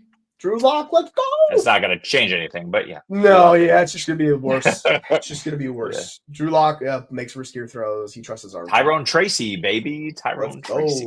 It's Tyrone Tracy. It's elite neighbors of the rest of the pieces in that offense. I don't want to touch. I will tell you that. Yeah. I thought like the matchups are extremely juicy for whoever the quarterback is. Daniel Jones did what we see kind of like Will Levis and these lesser quarterbacks. If they face plant hard. Same thing with Sam Darnold. Like you'll see that come out even in a juicy matchup. So I still don't mind Daniel Jones if he's starting. It's just like, that call by us last week backfired and sometimes it happens. It did. Real bad. Is this Garrett Wilson, I'm assuming, and Sam Darnold for Jaden Daniels? Oh, hell yeah. I want Jaden Daniels. I think it has to be. And Marvin Harrison. Yes. So I want Daniels. It's a massive upgrade at quarterback. And you can make the case Garrett Wilson and Marvin Harrison's closer because Marvin, it seems like they figured out how to use Marvin Harrison in that Arizona Cardinals offense. He is coming on the last couple of weeks. I think those two are a lot closer than the market views them to be. So I would say you're getting a massive quarterback upgrade, and I would run something for that. And, let's assume for a second this is Dynasty. I think I like Garrett Wilson over Harrison, but we're going to see a quarterback change there most likely. Garrett Wilson's great. I just think there's a lot of tumult on its way to Garrett Wilson, and I think he's a lot closer to Harrison. So like you said, Daniel's the big upgrade. In redraft, Garrett Wilson has an amazing upcoming schedule. He's been really good. The Jets just don't have a chance at the playoffs anymore, right? It's done for them. They will have to win out and pray, and that's not going to happen. That's not going to happen. So even though the schedule is great for Wilson, even though the next couple of weeks he'll probably be slinging it, it's possible, Rodgers in the medical tent. Is he shut down trying to go for one more season? What happens here? I don't know. But yeah, I'll take the Daniel side for sure either way. Yeah, I think there's a lot less risk on that. And like we talk about the wide receivers, there's a lot less risk on the Harrison side because he's touched the collar than there is Garrett Wilson. I mean, Garrett Wilson's he's a better player at this point in time. We're expecting Harrison to get there. So yeah, in Dynasty, it's the same tier guys for me. Personally, I'll just take Harrison because I don't have to worry about the Garrett Wilson stuff. In redraft, I prefer Wilson, but yeah, they're a lot closer, I would say. And you're getting an upgrade, man. I get it with Wilson. And we do like Wilson a lot. I think he's in that range. But like we saw this week, we'll talk about that game because that's the next game anyway. So we'll jump into it with the Jets offense. It's time to adjust the rankings of the entire offense, I think. But we'll talk about the wide receivers. Garrett Wilson, 5 receptions on 6 targets for 41 yards. Javonte Adams, even more abysmal. 6 receptions, 13 targets with 31 yards. So overall, they did nothing. And offensively, it shows out Aaron Rodgers, 22 attempts, 35 attempts, 151 yards. They could not do anything offensively. Even Breece Hall, it was abysmal. So, I mean, what are we doing with the Jets offense the rest of the season? How are we playing all of these guys? Where are we going with the rankings? I think we have to knock them down a peg or two because this Cardinals defense is better. It's not that good though. The schedule is so good for fantasy. It's really the whole issue, but this team sucks, right? This team is 3-7. It's going to be it's probably like a 2% chance that they make the playoffs. So when that's the case, are they just going to sling it willy-nilly and leave Aaron Rodgers out there to potentially get injured again? I think he's going to want to have one more go at this because Davante Adams is still obviously a very, very good wide receiver. Garrett Wilson is going to get a year better. Breece Hall is there. They can put more assets into that offensive line, bring in suitable coaching. I think Rodgers wants to give this one more year and really make a run. That said, it's Indy, Seattle, Miami, Jacksonville, Los Angeles Rams, and Buffalo. The schedule is amazing. I really want Garrett Wilson, but I just don't trust that the Jets are going to be able to support him for a number of reasons, not the least of which is the fact that they will not make the playoffs this year. Yeah, that's the hard part. And I know we talked about this when they're looking for a quarterback. It was talked about trading for Lamar, and they just scoffed at this idea. And I was like, why is nobody trading for Lamar? I do not understand this. Just go send 2 first-round picks. Instead, they trade for Aaron Rodgers, who's pushing 40. And I'm like, man, this is a very short window. Like, you're thinking so short-term instead of long-term. I don't. And yeah, it's backfired. And shocking. It's the whole Aaron Rodgers, just his lack of leadership or whatever the hell, the darkness, all this nonsense, right? Really bites them in the butt just because it's Aaron Rodgers and he does it his way or the highway. It's not working out for him. He also sucks. He also sucks this year. Not good. I know he's not getting the time. I know there's injuries on that offensive line. I understand the situation. But yeah, he's incredibly inaccurate because he's being rushed a ton. He's just not as mobile as he used to be. Yeah, it's just not that good, man. It's unfortunate. It is what it is. On the flip side for Arizona, they have started to figure it out. I will say their offense has turned a corner. They look really good. Their defense is moving the right way. They're leading the NFC West right now. I know a lot of people are not really paying attention to that division.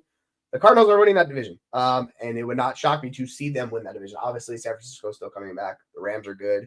Seahawks can put up a good fight, so it's a really good division. But overall, with James Conner is really good. He led the team in receiving yards on Sunday for the running backs. Like, it's really good. Marvin Harrison Jr., 5 receptions for 54 yards.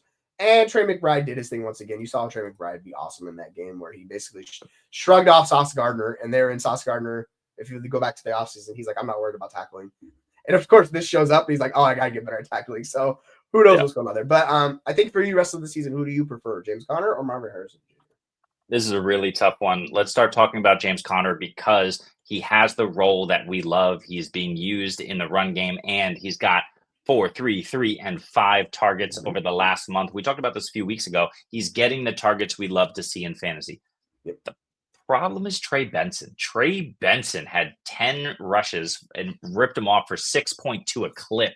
Now, they're not using, they prefer James Conner in the run game, but the fact that Trey Benson got, significantly better in the run game is at least interesting to me and makes me think maybe it's Marvin Harrison Jr. Now, listen, I have no concerns about James Conner as a value. I think he's probably a back-end RB1 rest of season. But that said, Trey Benson is interesting. The schedule lines up. It's really nice. I will take James Conner, but this is closer than it should be because of Trey Benson. Yeah, I think it's interesting when you look. From week 6 on to week 10, his snap share was 19. He dropped down to 7, and then it went to 6 in week 8, 28 in week 9, and 27 in week 10. So he's been trending in the right direction. We're talking about post-bye rookie bumps. They're hitting their bye week. They're going to, and then once they get off of that, like we could see Trey Benson cut into more of James Conner. Obviously, James Conner is still the 1A back line that's not going to change. They're not going to bench him, right? Because it's been really good. Missed tackles force and all that. So, yeah, I if you need a wide receiver, I'm fine pivoting from James Conner to Marvin Harrison Jr. Like, I'll do that. Mm-hmm. Like, I do have a little bit of concerns, but he's going to get the touchdowns, which is key for James Conner. And it's going to be a little bit harder for Harrison. So, like, it kind of is what it is. So, I want to see his role moving forward. I think that's the biggest determinant for it. But to answer this question right now, like, I'm fine taking Marvin Harrison Jr. if you want it. Because wide receivers, man, it's just so there's not the depth out there this year. Like, it's just been a disaster. I don't mind doing that. Yep. Before we go to the next game, we got questions. Let's hop on that one. Would you? I'm going to already probably say yes on this question, but Henry, Brees, Kyron, Jacobs, really good running back room. London, Metcalf, BTJ. Yes, your wide receivers are not as deep as your running backs. D-Hop. I mean, you got D-Hop. It's fine. Tight ends, Kelsey and Junkie, you're pretty good. You got Josh Allen. Your team's really, really good. So, would you trade Josh Jacobs for Marvin Harrison Jr. on this team? I would. Yeah. I would probably trade Kyron or Brees and look to even upgrade even further over MHJ. I'm assuming this is redraft, and if that's the case, can you trade one of those guys to get like an AJ Brown, like we were talking about earlier? Can you go after Justin Jefferson after a down game? I mean, these are guys that I want to upgrade that room even more. I want Drake London to be my 2 and Metcalf to be my 2B because I want an alpha in that room. Can you trade, Kyron for Cup or, yeah, probably. So I don't mind that. I love all 4 of these backs. I agree that Jacobs is the least of all four of these backs.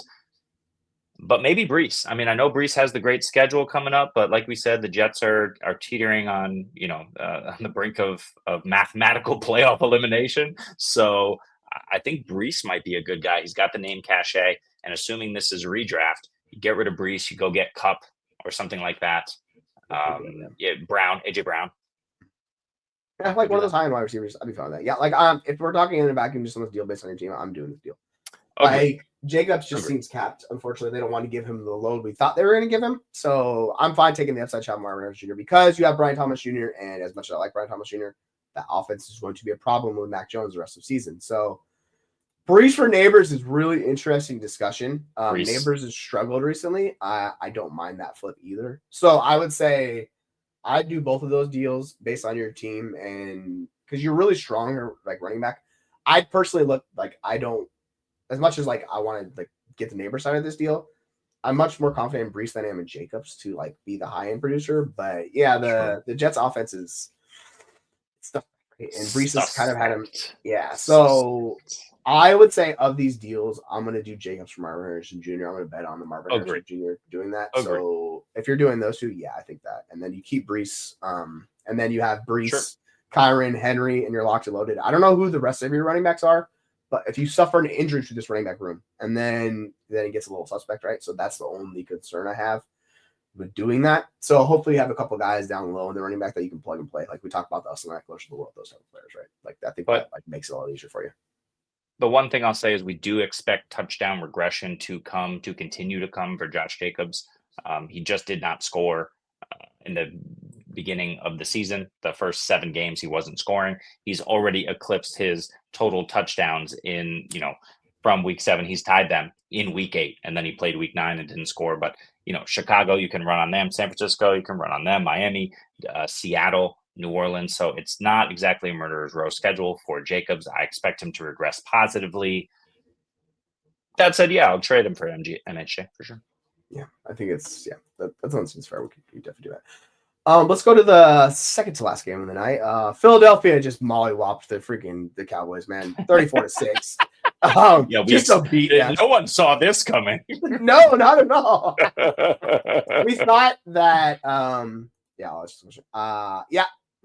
Jamar, but it's the wrong time to buy Jamar just because he went nuclear. So think of other players in that range. Like we talked about Jefferson or those other guys. If somebody needs a running back, that's the team that needs a running back. That's how you're going to get it done. I wouldn't want to trade Jamar after like monster performance either. So you know what I'm saying? Yeah. So you got to find the team that needs a running back into there. But like we're talking about, the Eagles are just a force, man. They figured it out. The Cowboys, even though they got Michael Parsons back, their defense was abysmal. They could not do much of anything. The offense in itself is a bigger problem. Similar to what we saw in Jacksonville. Like they brought out Trey Lance, and if you know you're running Trey Lance on the field, you know your season's cooked. Like that's just. Cooper Rush had 23 pass attempts for 45 yards. That is beyond bad. Like, you cannot do that. That's 2 yards an attempt, like, not even. So, and they had the whole sun issue, which is, I was like, Jerry's like, oh, what? Don't stop talking about the sun. And I'm like, hey, Jerry, maybe don't build windows in your stadium where they create these blind spots. But it's funny because the WWE, when they had an event there, they put up black curtains over the windows. So it's like, you could just do that, dude. So, yeah. But I think the more interesting thing to talk about is CeeDee Lamb because he was the one guy I had confidence in, and it did not go well for him. Can you trust him with Cooper Rush? Because I think it was impressive what he did. He got 21 yards of he had all of their receiving yards in this game. It's so bad, dude. It's so bad. And he should have had a touchdown, but the ball went to the sun. He couldn't see it. Yeah, it's just we talk about Lamb. It just sucks. So it's a very unfortunate. Rankings wise, he's going to slip, and it's just bad. Like the Cowboys are just broken. If I was Lamb, I'd be like, man, my shoulders acted up. Let's just call it quits the rest of the year. We'll come back actually. But and you know what? And you can't play them either. That's the problem. I know that Philly D is good. I know the Houston secondary is also good, but not nearly as good. Washington, Giants, Cincinnati, Carolina, Tampa. Mm-hmm. The schedule gets juicier and juicier. You just hope Dak finds his way back. It's unlikely. But with Trey Lance or Cooper Rush, no, I'm benching him until probably the Giants game in week 13. And then, if I need him, I'll play. You probably need him. Look, you got bye week Yeah, still. you definitely You got need him. injuries. You probably need him. Yeah, he's not going to be the same old CD Lamb, and I think you're hoping you get what he did against Atlanta last week, which was 8 receptions on 12 targets for 47 yards and not a score, which is not good. Yeah. It's just unfortunate. It is what it is. Like, I think he's the one guy I'm going to continue to play, but this kind of gets into what we talked about with the Tyreek and that offense, like where they had issues. If you have a quarterback incapable of doing anything offensively, it really just nukes your offense. Now, what I was betting on is what we saw in 2022, which they were able to at least move the ball a little bit, do a few things. Lamb still had 73 yards that entire time, but we talked about the issue is this team is substantially worse than it was in 2022 around him. If the line's not protecting him, he's not able to do anything. Like, it's bad news bears. So I'll have him probably like wide receiver 24-ish rankings. Like, if you need to play him, you can play him, but yeah, it's not fun. So yeah, Cowboys fans, we'll see it in 2025 because I will say it will get better for Lamb. Like, it's not going to be this bad each and every week because he had 10 targets. If you're giving somebody 10 targets, it's really hard to be this bad, right? Like, it's almost possible. But this gets into the Ridley stuff. For where are they at? The Eagles, we'll talk to them. So the interesting thing when Saquon is if he does not score touchdowns, his points per game dramatically fall. And this is Hurts, who is on pace to score career high rushing touchdowns. I think he's on pace for 18 this year. Just absurd. So I get it. He's the running back 3. Like, it's not like he's bad. But do you think it's really just going to cap his ceiling a little bit more until, like, because Hurts is such a focal point down near the goal line because he had 7 carries, 2 more touchdowns. Like, it kind of seems like that's a Jalen Hurts show as well. So do you have a little bit of worry about him, or you just kind of like it's just is what it is? I'm not worried, but he's not the RB1, right? Because of this. That's probably going to be Mixon rest of season. Even though his schedule is a little bit more difficult, that's probably going to be a handful of other guys that's not Saquon. Is he top 5 still? Sure. Yeah.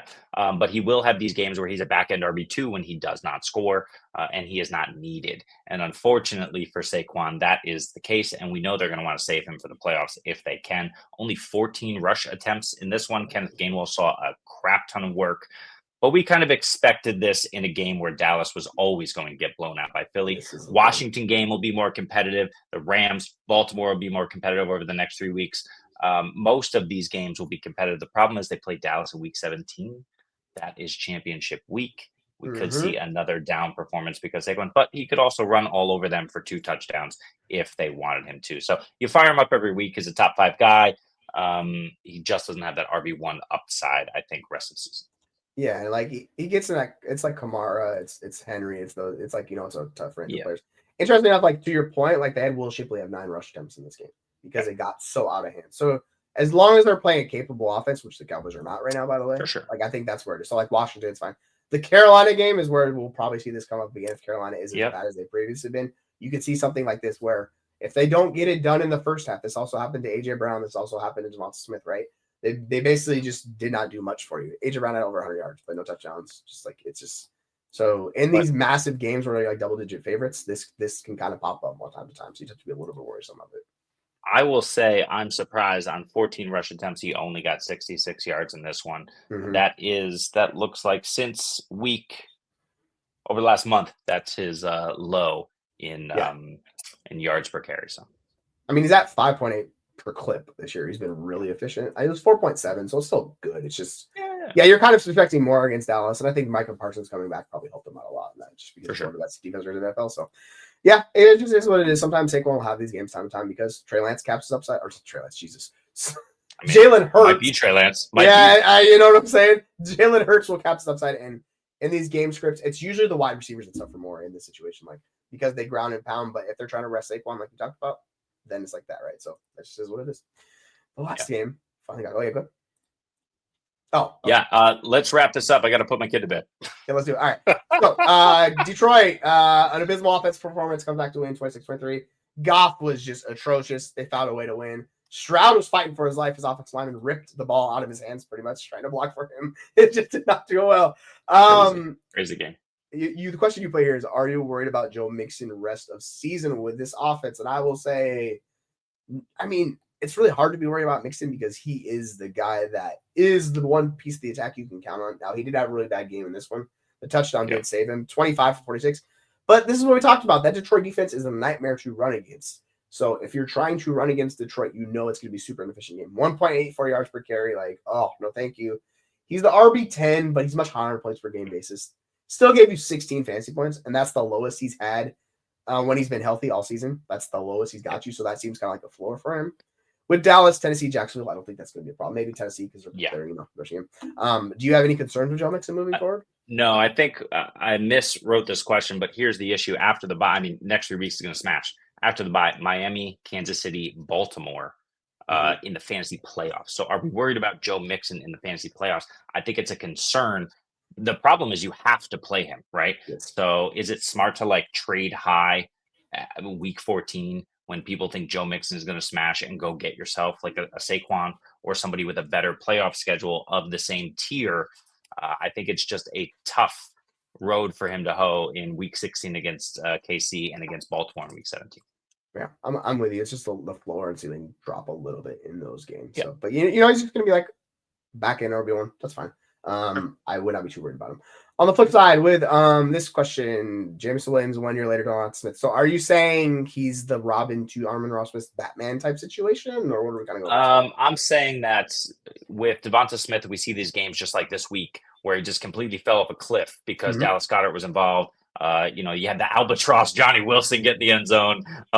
You have all these other guys going off, and Hurts is scoring the touchdown. Obviously, we don't have that issue with Goff, but Jameson Williams has these down games sometimes where there's just too many people. There's too many mouths to feed in this offense. Maybe the better comparison is, I guess it's not Brandon Ayuk. I don't know what a better comparison is, but yeah, it feels like Jameson Williams, we want him to be this George Pickens level of boom bust where you can play him every week. And I think he's not. I think he's more this, should I play him this week? Is he going to go off? Do I bench him?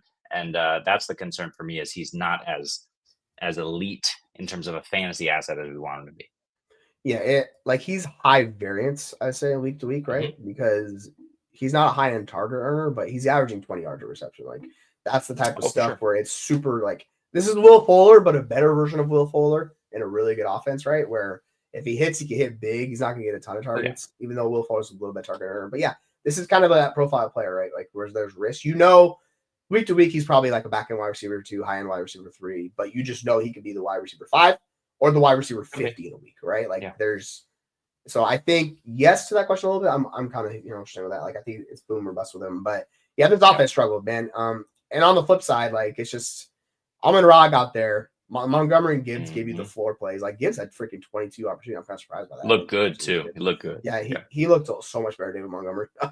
So we'll see what happens. I think the fact that Detroit won this game just shows how good they are. Like, they did not play well, and they managed to win this win. Like, I think they're probably going to be the one seed in the NFC. So, we'll see how it goes. But Houston, they got to figure it out, man. Like, Stroud just fighting for his life back there. I don't know what they're going to do, but it is what it is. So, I think we've been rambling on long enough. Let's get out of here. Let's get out of here, folks. So, that's the week 10, believe it or not. We recapped everything. So, a lot of fun stuff. Thank you all for joining us this week. Tomorrow's show, I'm not sure what time we'll be at, but I think SC is joining me at 2 o'clock Pacific time to do the waiver wire show. So I think we're going to do that. But yeah, so we'll look forward to seeing you all tomorrow. So for Jeremy, for myself, for SC, and for Aaron, take care. We'll see y'all Tuesday talking waivers. Listen up, closely let the games begin. Top pick sleepers every week I spin. The FF universe here to help you win.